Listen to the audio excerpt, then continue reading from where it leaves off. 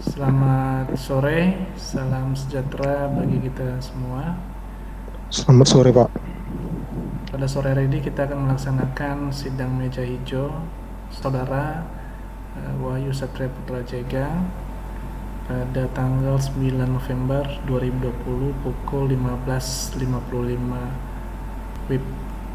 Untuk sesi sidangnya kita bagi dalam bentuk 3 sesi, Wahyu. Sesi pertama nanti sesi penyampaian materi skripsi oleh saudara sendiri. Kemudian nanti sesi kedua adalah sesi proses pemberian pertanyaan dari penguji satu, saya sendiri, Rival Kristianto Hondro MKOM, dan Ibu Anissa Fadila MKOM sebagai penguji 2. Kemudian nanti sesi ketiga adalah sesi penutup dari saudari Wahyu sendiri nanti. Oke, langsung saja saya persilahkan kepada saudara Wahyu untuk mempresentasikan isi materi skripsinya di hadapan Dewan Penguji. Waktu dan tempat saya persilahkan. Baik, terima kasih kepada Pak Rivaldi Kristianto Andro. Assalamualaikum warahmatullahi wabarakatuh.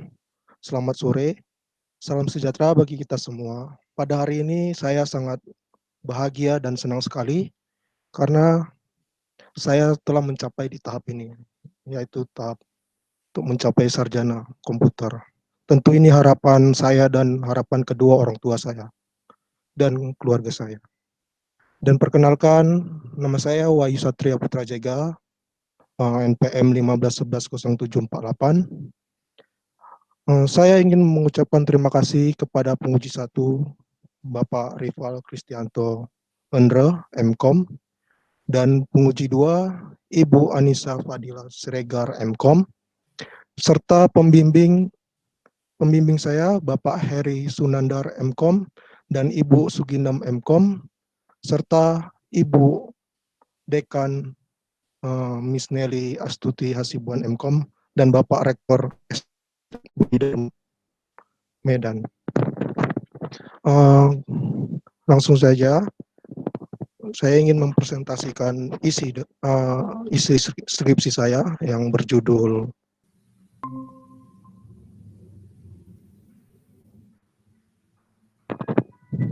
Oke, baik. Bapak Ibu sudah tampil di layar monitornya. Oke, terima kasih Pak Rival.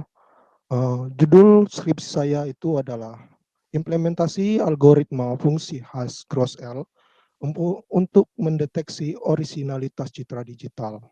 Jadi algoritma khas Cross-L ini adalah salah satu finalis kompetisi SHA3 yang diadakan di National Institute of Standard Technology yang berada di Amerika Serikat. Fungsi khas ini banyak memakai fungsi kriptografi Regendel. Jadi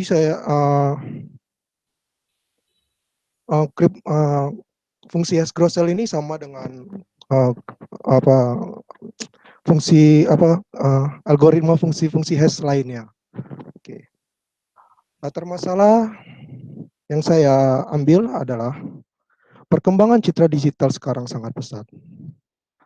Tentu hal tersebut membuat gambar mudah untuk dibuat dan diedit. Karena perkembangan tersebut banyak pihak yang menyalahgunakan dengan memanipulasi citra. Pengolahan gambar pada citra digital dapat dibuat atau diedit dengan mudah, bahkan tanpa meninggalkan petunjuk visual oleh penggunanya. Kemudahan dalam membuat dan merubah suatu citra dapat merusak kredibilitas keaslian suatu gambar dalam berbagai aspek sosial, sehingga membuat rawan digunakan untuk tindak kejahatan karena perubahan gambar pada citra dapat merubah informasi yang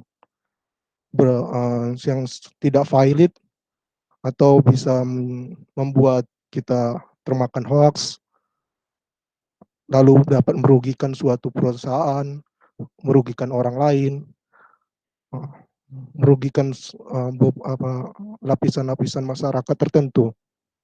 Kejahatan dalam citra digital menjadi masalah serius pada beragam bidang. Pengujian keaslian citra menjadi hal yang penting dan signifikan di semua wilayah sosial, terutama ketika citra digunakan sebagai referensi surat kabar yang kalau kita misalnya ada yang membuat kabar hoax, jadi kita kemakan hoax, dapat memicu pepecahan di lapisan masyarakat. Pembuktian laporan perusahaan, contohnya kalau ada karyawan memanipulasi sebuah data sehingga perusahaan itu mengalami kerugian. Pemalsuan citra digital akan menyebabkan kerugian yang tidak dapat diperkirakan.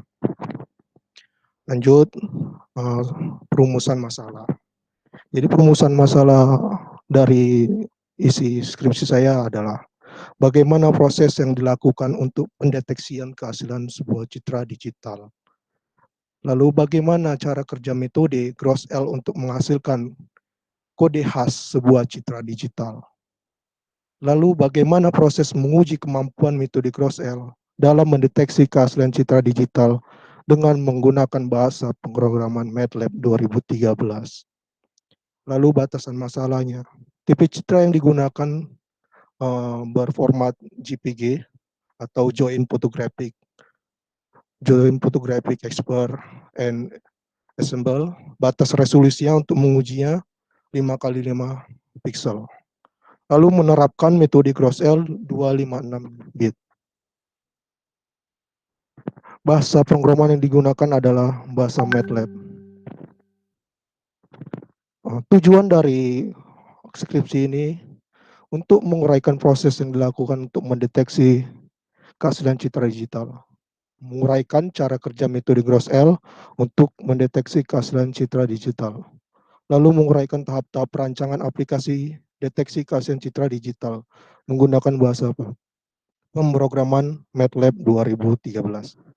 Lalu manfaatnya untuk mengetahui proses mendeteksi keaslian citra digital, menimbulkan tindakan perubahan suatu citra digital, lalu mempermudah proses yang dilakukan untuk menghasilkan kode khas citra digital.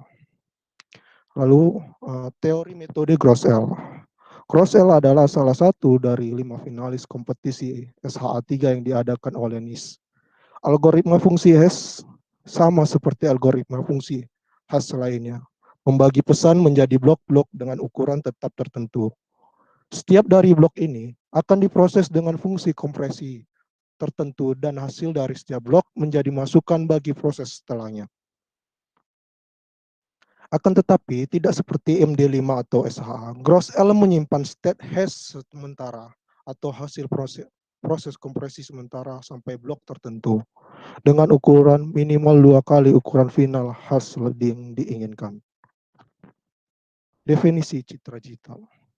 Suatu citra dapat didefinisikan sebagai fungsi XY berukuran M baris dan N kolom, dengan X dan Y adalah koordinat spasial.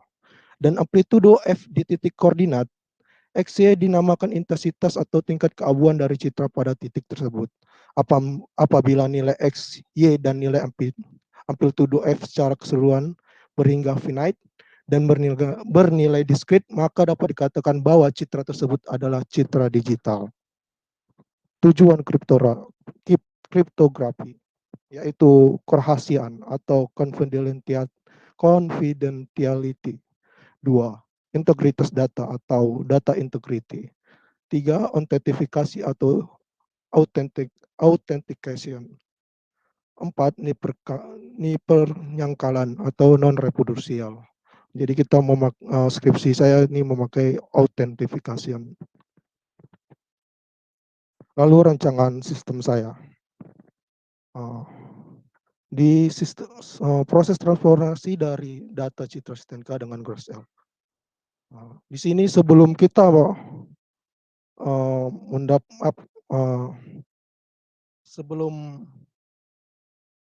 sebelumnya kita harus menginputkan sebuah gambar.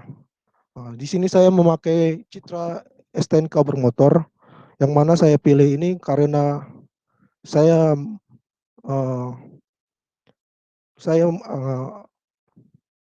sepertinya saya melihat sebuah kelemahan dari STNK bermotor ini apabila ada pencurian sepeda motor, lalu si pencuri itu merubah atau membuat sebuah STNK, yaitu STNK palsu. Jadi si pembeli atau penadah ini kan tidak tahu ini sepeda motor pencurian atau milik dia sendiri. Jadi saya uh, memberi masukan kepada pihak kepolisian untuk memakai sebuah algoritma Gross-L ini untuk membuat nilai hash di dalam STNK ini. Lalu bagaimana prosesnya? Kita menginputkan sebuah gambar STNK yang telah diterbitkan oleh misalnya kepolisian. Lalu metode ini memproses. Setelah memproses lalu menghasilkan kode. Lalu disimpan dan gambar tersebut telah memiliki nilai khasnya. Lalu setelah itu bila ada kasus misalnya ada razia atau apa, lalu polisi mengecek keaslian dari STNK tersebut, lalu misalnya dia memakai sistem skripsi saya ini, lalu dia memasukkan citra yang dipakai dipakai yang terkena razia tersebut. Lalu sistem memeriksa, lalu melakukan pencocokan alamat yang ditentukan. Bila STNK itu sudah terinput dari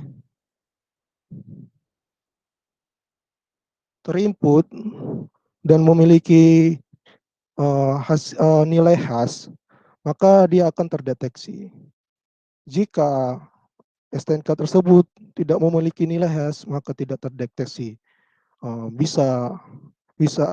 Akan bisa dicurigai apakah kendaraan tersebut pembelian atas pencurian atau tindakan kejahatan lainnya. Lalu penerapan metode Gross-L. Sampai sampel citra yang diuji dalam analisa adalah file citra dari surat tanda nomor kendaraan bermotor dengan format JPG. File citra tersebut memiliki resolusi 431 kali 1357 pixel.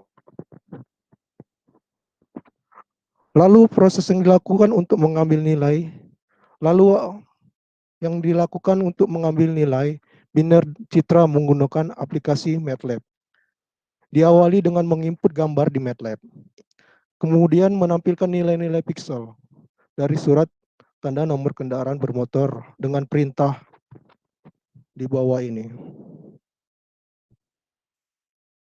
Lalu MATLAB akan menghasilkan nilai-nilai citra dari gambar STNK tersebut.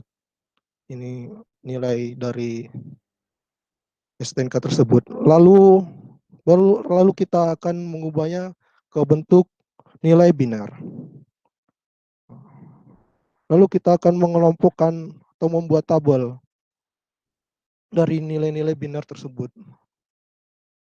Lalu kita gabungkan. Setelah itu kita akan menambahkan padding bit. Dari tabel nilai pixel RGB dalam binar diketahui panjang iterasi 200 bit. Proses berikutnya adalah dengan menambahkan padding bit 1 dan sisanya 0, sejumlah konstanta dengan persamaan sebagai berikut. K sama dengan konstanta sama dengan iterasi tambah 1 sama dengan 448 MUD 512. Maka konstanta 201 sama dengan 448 MUD 512. Konstanta 448 sama dengan 448 dikurang 201. Konstanta sama dengan 247. Lalu kita akan menambahkannya di tabel berikutnya. Ini nilai dari penambahan bitnya, padding bit. Lalu setelahnya baru kita menambahkan penambahan panjang Apen. Penambahan panjang apun dilakukan dengan penambahan panjang pesan sebanyak 64 bit di akhir. Panjang pesan adalah 200 bit, sehingga ditambah panjang apun sebagai berikut.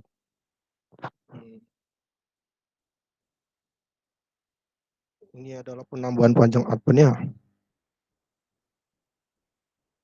Oke, selanjutnya parsing pesan atau pengelompokan pesan. Pada tahap parsing pesan, bagi X ke dalam 16 subblok, yaitu X0, X1, X2, X3, X4, X5, X6, sampai dengan X15. Lalu ini adalah nilai biner yang dari penambahan padding bit dan penambangan append. Lalu inilisasi nilai khas. Setelah proses parsing pesan, maka langkah selanjutnya adalah inilisasi nilai khas, di mana nilai ini merupakan sebuah ketentuan, yaitu sebagai berikut.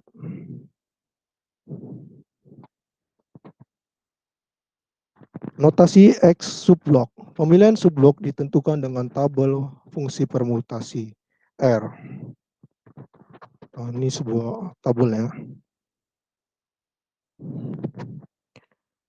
Lalu notasi fungsi. Fungsi F menyatakan fungsi boolean yang menerima 3 input kata 324 bit didefinisikan fungsi F.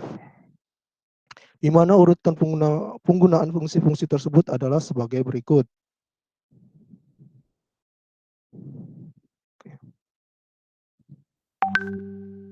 Konstanta. Nilai konstanta ditulis dalam bentuk hexadesimal sebagai berikut.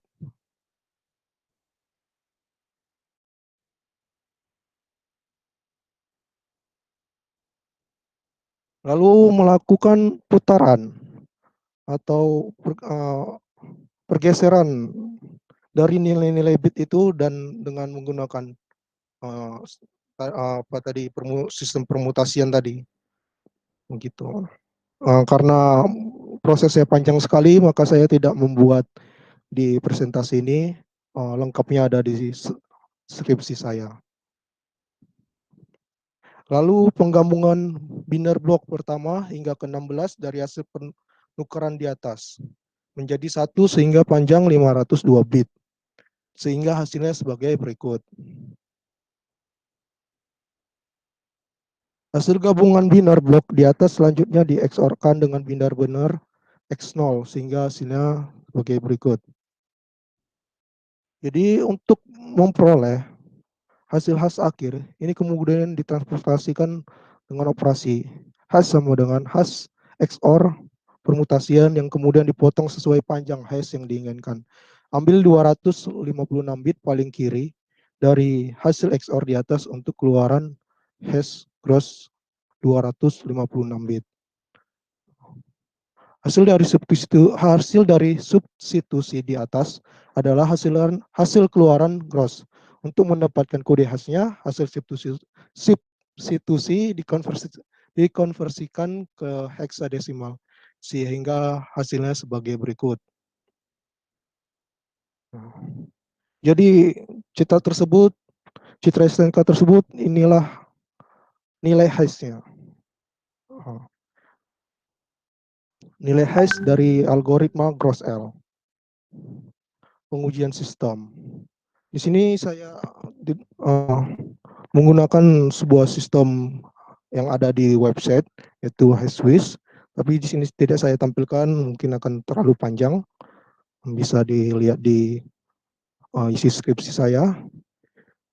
Jadi citra asli itu diinputkan dan memiliki nilai hash ini. Lalu saya mencoba memanipulasi gambar tersebut dengan menggunakan suatu Photoshop. Ada beberapa objek di sini yang saya rubah. Lalu saya masukkan ke dalam pengujian sistem yang ada di website tersebut. Lalu gambar citra STNK ini menghasilkan nilai hash yang ini. Yaitu, di sini saya memakai gross L 256 bit. Kebetulan di suatu sistem itu mempunyai 256 bit ataupun eh, berbagai semua bit ada di situ, yang 512 bit atau apa sih banyak lagi. Jadi karena saya menggunakan 256 bit, jadi ini saya uji dengan 256 bit melalui sistem dari web tersebut. Dan ini hasilnya. Jadi hasil dari citra asli dan manipulasi itu sangat berbeda dari nilainya. Oke. Adapun saran yang dapat diberikan dari saya untuk pengembangan dan perbaikan lebih lanjut dalam melakukan penelitian.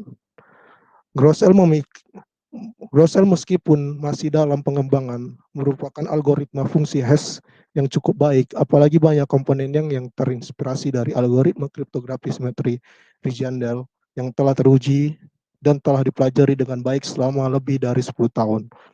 Untuk penelitian selanjutnya diharapkan dapat membangun aplikasi sehingga lebih memberikan perkembangan yang lebih baik. Sistem ini hanya untuk membuktikan dan membedakan kode hash-nya. Diharapkan untuk penelitiannya itu selanjutnya dapat mengamankan sebuah citra atau suatu dokumen digital. Oke,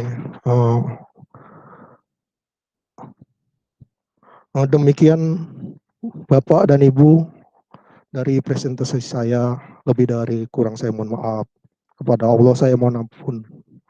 Oke, saya kembalikan kepada Bapak dan Ibu sekalian.